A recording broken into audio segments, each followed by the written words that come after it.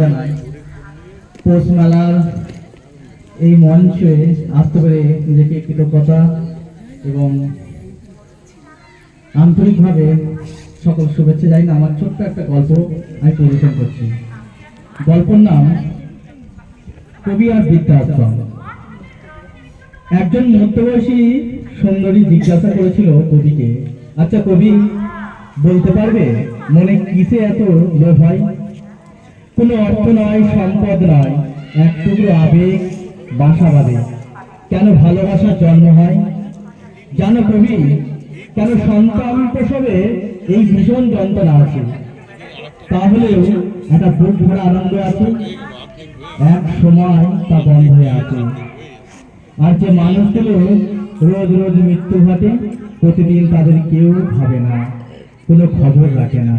জানো কবি, এখনো মনের মধ্যে প্রেম, অভিমান, রাগ, হৃদয় ভরা সুন্দর অনুরাগ আছে। কাকে দেব, কোথায় যাব জানি না। ছেলে মেয়ে সবাইকে ভালো মানুষের মতো মানুষ করলাম। তারা নিজের যোগ্যতায় ব্যবসা, চাকরি যে কোনো একটা করছে। তারা তাদের সংসার নিয়ে খুব সুখী। কবি, এখন আমি বৃদ্ধাশ্রমে। এখানে শিশুদের গল্প শুনি না, নরম তুলোর মতন হাত ছুঁয়ে যায় না কপাল। কোনো কান্না শুনি না, ভাঙার কোনো শব্দ আসে না কানে। আমাদের কি অপরাধ ছিল কবি? এই বন্দি ঘর, একঘেয়ে মুখ, কথা, চোখ, অন্য মনস্ক হয়ে পড়ি মাঝে মধ্যে।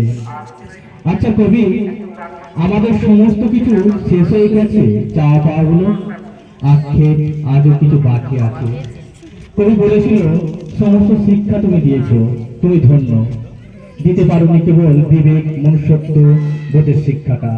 কবি আস্তে আস্তে নরম সুরে বলল, এই নিয়ে আর ভেঙে পড়ো না। নরম রোদ্দুরে হাত ভিজিয়ে একটা ছোট্ট চুম্বনে কপালে ছুঁয়ে দিয়েছিল। কবি বলে, আমরা কতবার ভাঙি, কতবার জোড়া লাগাই, কতবার প্রেমে পড়ি, বিধ্বস্ত হতে হতে তারপর একটা কবিতা, গল্প, উপন্যাসের নায়িকার জন্ম হয়। নিজের সংসার আল্লাহ তাদের ঘিরে, তাদের মাঝে মধ্যে চুরি করে নেয়। ভীষণ ভীষণ কষ্ট লাগে। সারা পৃথিবীটা ঠিক মনে হয় তোমার মতন বন্দি জীবন, একঘেয়েমি বদ্ধ ঘর, পরাধীন সব থাকতেও কিছুই নেই।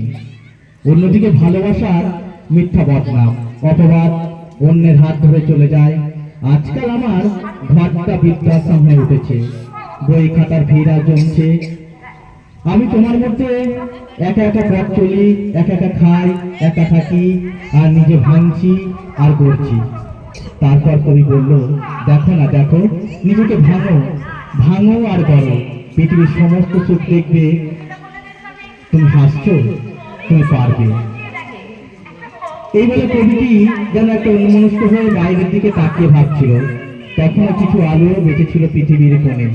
পাখিরা ফিরছে, ঘরে গাছেদের ডাল তাদের বাস। বহু অপেক্ষায় তাদের নীরবতায় ভঙ্গ হলো। তাতে কোনো রোগ, রাগ, ক্ষোভ কোনো কিছুই নেই। সে কত কথা নানান সুরে একে অপরের কাছে গিয়ে জিজ্ঞাসা করে। আর থেকে ডাল থেকে পালক খসে পড়ছে, পাতাগুলো যেন হাসছে। মধ্যবয়সী মহিলা জিজ্ঞাসা করলো, এই সময় কবি কি দেখছো? ঠোঁটের কোণে একটা মৃদু হাসি জেগে উঠেছে কবি। কবি বলল, কি দেখছি আর ভাবছি, ওরা কত স্বাধীন বলো। ওদের কোনো চিন্তা নেই, ভাবনা, কষ্ট নেই, রাগ নেই, হিংসা নেই। সবাই একসঙ্গে মিলেমিশে করে বসবাস করছে। একটা দীর্ঘ নিঃশ্বাসে বেরিয়ে আসে কথাটায়, আমাদের কেন এত চাওয়া পাওয়া, লোভ, লালসা বুঝতে পারে না। ওরা ভালোবাসার মানে বোঝে, আমরা বুঝি না কেন? কেন বলতে পারো?